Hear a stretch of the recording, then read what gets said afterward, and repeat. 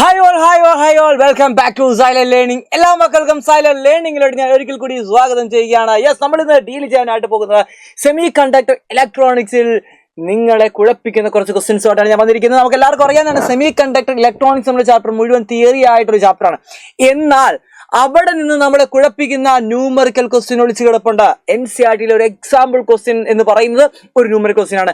അതേപോലെ തന്നെ ഡയോഡുമായിട്ട് ബന്ധപ്പെട്ട് സർക്യൂട്ടുമായിട്ട് ബന്ധപ്പെട്ടുള്ള എക്സാമിന് ക്വസ്റ്റ്യൻ ചോദിക്കുന്നതാണ്.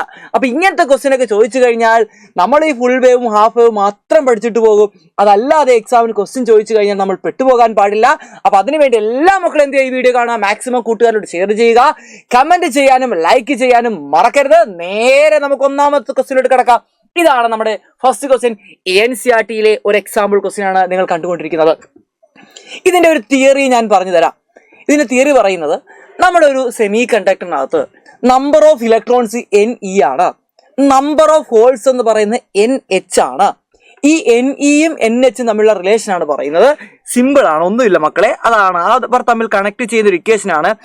NE into NH is equal to NE into NH is equal to എന്താ മക്കളെ, NI സ്ക്വയർ. എന്താണ് NI എന്ന് പറഞ്ഞു തരാം. ക്വസ്റ്റിനകത്ത് നമുക്ക് NI ഒക്കെ ഇങ്ങനെ തരും, ഡയറക്റ്റ് NIയുടെ വാല്യൂ ക്വസ്റ്റിനകത്ത് തരും. ഈ NI എന്ന് പറയുന്നത് ഇൻട്രിൻസിക് കാരിയർ കോൺസെൻട്രേഷൻ ആണ്. ഇൻട്രിൻസിക് കാരിയർ കോൺസെൻട്രേഷൻ ആണ് NI എന്ന് പറയുന്നത്. അതായത് ഒരു ഇൻട്രിൻസിക് സെമി കണ്ടക്ടറിനകത്ത് നമുക്ക് എല്ലാവർക്കും അറിയാം, നമ്പർ ഓഫ് ഇലക്ട്രോൺസ് എന്ന് പറയുന്നതും നമ്പർ ഓഫ് ഹോൾസ് എന്ന് പറയുന്നതും ഈക്വൽ ആയിരിക്കും. അതിനെ നമ്മൾ വിളിക്കുന്നതാണ് ഇൻട്രിൻസിക് കാരിയർ കോൺസെൻട്രേഷൻ. അപ്പൊ ഏതൊരു സെമി കണ്ടക്ടർ എടുത്താലും ഈ ഇക്വേഷൻ അത് എന്ത് ചെയ്യുന്നുണ്ട്, സാറ്റിസ്ഫൈ ചെയ്യുന്നുണ്ട്. NE into NH is equal to NI square.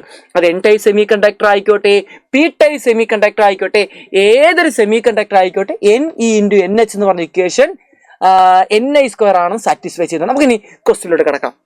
അപ്പൊ ഇതാണ് ഇതിന്റെ തിയറി. ഈ ഇക്വേഷൻ ആണ് ഈ ഇക്വേഷൻ വെച്ചാണ് നമ്മൾ പ്രോബ്ലം ചെയ്യാനായിട്ട് പോകുന്നത്. ക്വസ്റ്റ്യൻ വായിച്ചു നോക്കുക. A pure crystal has 5 × 10⁻28 atom per metre cube. അതായത് ഒരു പ്യുവർ ക്രിസ്റ്റലിനകത്ത് എന്താണ്, 5 × 10⁻28 ആറ്റം ഉണ്ട്. ഈ പെർ മീറ്റർ ക്യൂബ് എന്ന് വെച്ചാൽ എന്താണ്, ഒരു യൂണിറ്റ് വോളിയം. ഒരു യൂണിറ്റ് വോളിയത്തിൽ 5 × 10⁻28 ആറ്റം ഉണ്ടെന്നാണ് പറയുന്നത്. ഓക്കെ അല്ലടാ. ഇനി എന്താ അവിടെ ശ്രദ്ധിക്കേണ്ടത്, 1 ppm concentration of pentavalent arsenic atom. എന്താണ്, അവിടെ നമ്മുടെ ആർസെനിക് ആറ്റത്തിന്റെ എണ്ണം എന്ന് പറയുന്നത് 1 ppm ആണ്. എന്താണ് ppm എന്ന് പറയുന്നത്?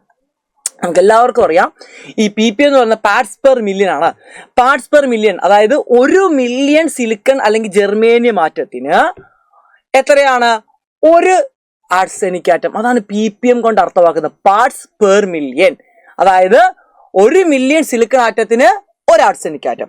അപ്പൊ മുഴുവൻ ഇപ്പൊ എന്തുമാത്രം ആറ്റം നമ്മുടെ കയ്യിലുണ്ട്, 5 × 10⁻28 പ്യുവർ ആണ്. അപ്പൊ എന്തായിരിക്കും അത്, 5 × 10⁻28 സിലിക്കൺ ആറ്റം ഇതിലുണ്ട് എന്നാണ് അതിന്റെ അർത്ഥം. സിലിക്കൺ അല്ലെങ്കിൽ ജെർമേനിയം നമ്മൾ സെമി കണ്ടക്ടറാണ് എടുക്കുന്നത്. അപ്പൊ നമുക്ക് പറയാം, number of silicon atom, number of silicon atom എന്ന് പറയുമ്പോൾ എത്ര ആയിരിക്കും മക്കളെ, 5 × 10⁻28 പെർ മീറ്റർ ക്യൂബ്. റെഡി അല്ലേ?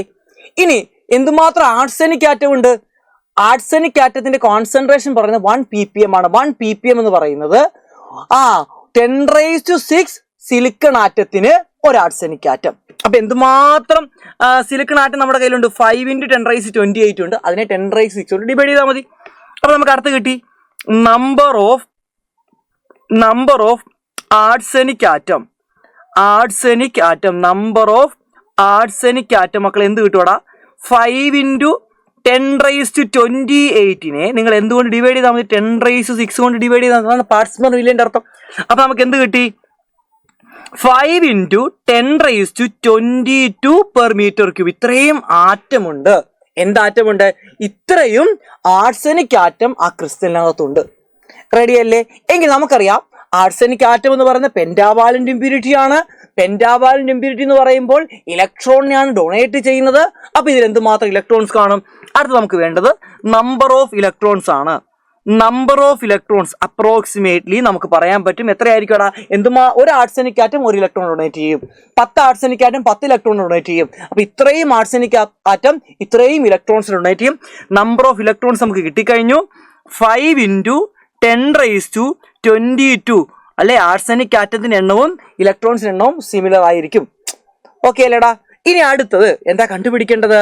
നമുക്ക് കണ്ടുപിടിക്കേണ്ട നമ്പർ ഓഫ് ഹോൾസ് ആണ്. Calculate the number of electrons and holes. Electrons already കിട്ടിക്കഴിഞ്ഞു, ഹോൾസിനെ കണ്ടുപിടിക്കണം. നമുക്ക് ചെയ്യാം. നമ്പർ ഓഫ് ഹോൾസ് കണ്ടുപിടിക്കാം. മക്കളെ ഇക്വേഷൻ എന്താണ്? ni² എന്താണ്? Ne ആണ്. ni വാല്യൂ ക്വസ്റ്റിന് തരും, പേടിക്കേണ്ട. 1.5 × 10⁻16 ആണ്. 1.5 × 10⁻16 ആണ് ni വാല്യൂ. ഇത് ഹോൾ സ്ക്വയർ കൊടുക്കുക, ഡിവൈഡഡ് ബൈ 5 × 10⁻22. ഒന്ന് മൾട്ടിപ്പിൾ ചെയ്താടാ. അപ്പൊ 1.5 × 10⁻32 എന്ന് വരും ഇവിടെ, ഡിവൈഡഡ് ബൈ 5 × 10⁻22 എന്ന് വരും. കട്ട് ചെയ്ത് കളഞ്ഞാൽ നമുക്കിവിടെ എത്ര കിട്ടും മക്കളെ? 10 എന്ന് കിട്ടും. ഇനി ഇത് നമുക്കൊന്ന് കട്ട് ചെയ്ത് കളയാം. ഇവിടെ നമുക്കറിയാം i3 15 ആണ്. അപ്പൊ 0.3 എന്ന് ഇവിടെ കിട്ടും. 0.3 × 1.5 എന്ന് പറയുന്നത് നമുക്ക് എല്ലാവർക്കും അറിയാവുന്നതാണ്. എത്രയാടാ? 15 × 3 എന്ന് പറയുന്നത് 45 ആണ്. 2 സ്ഥാനം മാറ്റി കുത്തിടുക, 0.45 എന്ന് കിട്ടിയല്ലേ?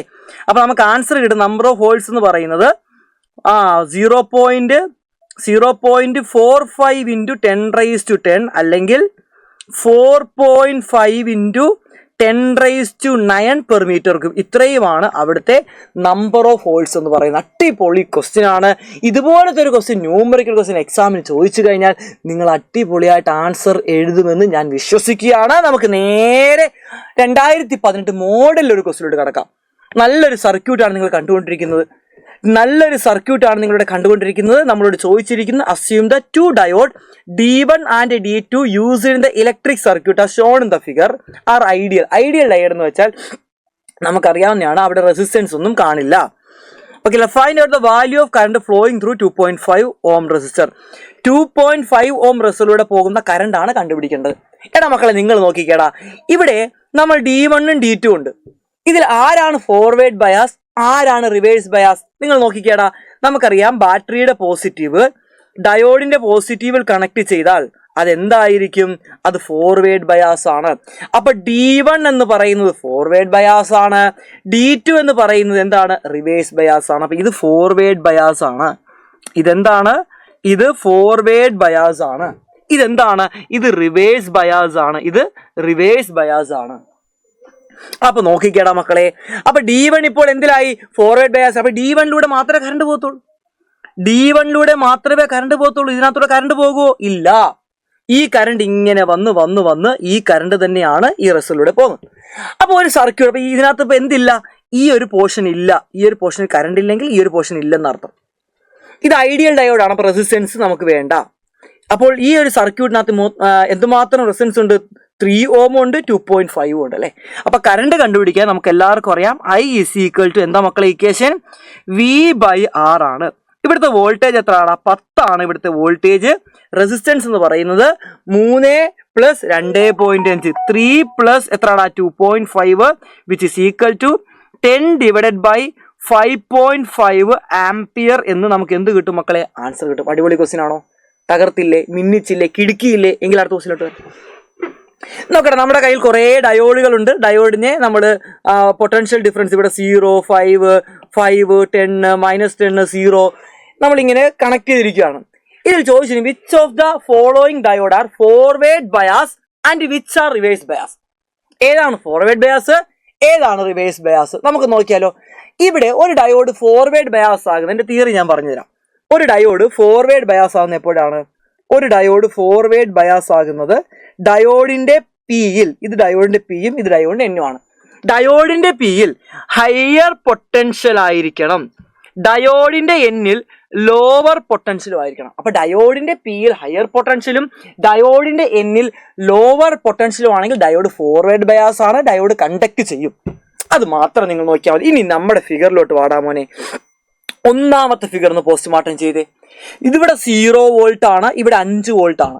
നമുക്കറിയാം 5 വോൾട്ട് എന്ന് പറയുന്നത് എന്തായിരിക്കും, 0-നേക്കാൾ കൂടുതലാണ്. അപ്പൊ ഇത് ഹയർ പൊട്ടൻഷ്യൽ ആണ്, ഇവിടെ എന്തായിരിക്കും, ലോവർ പൊട്ടൻഷ്യൽ ആണ്. ഡയോഡിന്റെ പോസിറ്റീവ്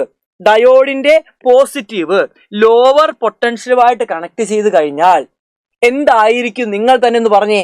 ഡയോഡിന്റെ പോസിറ്റീവ് ബാറ്ററിയുടെ പോസിറ്റീവായിട്ട് കണക്ട് ചെയ്താൽ ഓക്കെ, അത് ഫോർവേഡ് ആണ്. അപ്പൊ ലോവർ പൊട്ടൻഷ്യലുമായിട്ട് കണക്ട് ചെയ്താൽ അതെന്തായിരിക്കും, റിവേഴ്സ് ബയാസ് ആണ്. ഓക്കെ അല്ലേ? അതായത് ഇത് ഫോർവേഡ് ബയാസ് ആണെങ്കിൽ ഡയോഡിന്റെ പോസിറ്റീവ് ലോവർ പൊട്ടൻഷ്യലുമായിട്ട് കണക്ട് ചെയ്ത് കഴിഞ്ഞാൽ അതെന്തായിരിക്കും, അത് റിവേഴ്സ് ബയാസ് ആണ്. ഇതാണ് ഇതിന്റെ തിയറി എന്ന് പറയുന്നത്. അപ്പൊ നിങ്ങൾ എല്ലാവരും ഇങ്ങോട്ട് നോക്കിയാടാ. അപ്പൊ ഇതെന്തായിരിക്കും, യെസ്, ഡയോഡിന്റെ പി ലോവർ പൊട്ടൻഷ്യലും ഡയോഡിന്റെ എൻ ഹയർ പൊട്ടൻഷ്യലായിട്ട് കണക്ട് ചെയ്തിരിക്കുന്നു. അപ്പൊ ഒന്നാമത്തെ ആൻസർ റിവേഴ്സ് ബയാസ് ആണ്. ഇനി രണ്ടാമത്തെ ആൻസർ നമുക്ക് നോക്കാം അല്ലെ. ഇവിടെ എന്താ തന്നിരിക്കുന്നത്, +5 ആണ്, ഇവിടെ +10 ആണ്. രണ്ടും പോസിറ്റീവ് ആണ് കണക്ട് ചെയ്തിരിക്കുന്നത്. പക്ഷെ ഏതാണ് ഹയർ പൊട്ടൻഷ്യൽ? നമുക്കറിയാം +10 എന്ന് പറയുന്നത് ഹയർ പൊട്ടൻഷ്യൽ ആണ്. +10 എന്ന് പറയുന്നത് എന്താണ് മക്കളെ, ഹയർ പൊട്ടൻഷ്യൽ ആണ്.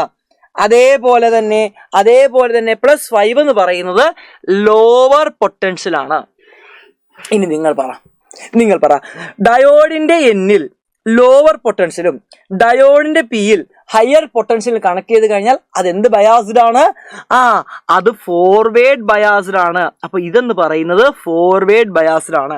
ഇനി സി നിങ്ങൾ തന്നെ കണ്ടുപിടിച്ച് ഒന്ന് കമന്റ് ബോക്സിൽ ഇടണം. സി ഫോർവേഡ് ആണോ റിവേഴ്സ് ആണോ നിങ്ങൾ തന്നെ കണ്ടുപിടിക്കുക. ഡയോഡിന്റെ പോസിറ്റീവ്, ഡയോഡിന്റെ നെഗറ്റീവ്, -10ഉം 0ഉം ആണ്. -10 നമുക്കറിയാം ലോവർ പൊട്ടൻഷ്യൽ ആണ്. 0 കമ്പയർ ടു -10, 0 ഹയർ പൊട്ടൻഷ്യൽ ആണ്. ഇതിന്റെ ആൻസർ ഫോർവേഡ് ആണോ റിവേഴ്സ് ആണോ എല്ലാ മക്കളും ഒന്ന് കമന്റ് ഇടണം. കമന്റ് ഞാൻ റിപ്ലൈ തരുന്നതായിരിക്കും. റെഡി?